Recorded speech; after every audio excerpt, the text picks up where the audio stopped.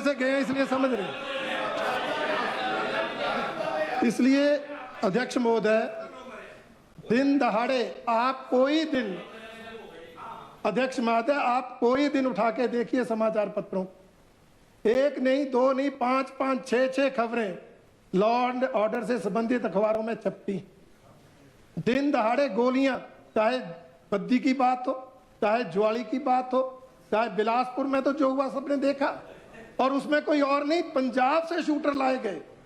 हिमाचल प्रदेश के इतिहास में पहली बार हुआ है चलो आगे कि पंजाब से शूटर लाए गए, और लाने वाले कौन है?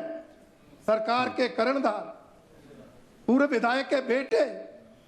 उसके बावजूद भी आप कह रहे मामला गंभीर नहीं है। हालात ये है, स्कूल में पढ़ने वाली 11 बच्चियों के साथ दुष्कर्म होता जा रहा है, शिमला में शरेआम मर्डर होते जा रहे हैं, पुलिस चौकी के अंदर लोग जो है पुलिस कर्मियों को पीट रहे हैं।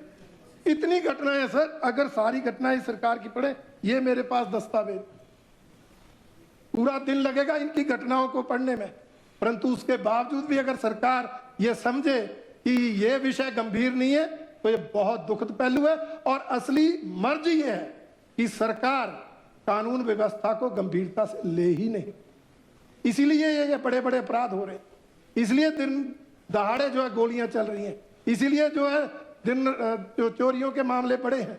3 गुना आपराधिक मामलों में बढ़ोतरी हुई है अध्यक्ष महोदय पिछले साल, उसके बावजूद भी चर्चा नहीं हो रही, तो यह दुखद विषय है। हम चाहते हैं पहले इस पर चर्चा हो। हम आपदा में चर्चा के खिलाफ थोड़ी, वो तो नोटिस ही हमारा है, वो आपका नोटिस नहीं, हमारा ही नोटिस, उस पर चर्चा होनी है, परंतु उससे पहले इस पर चर्चा हो, उसमें दिक्कत है क्या?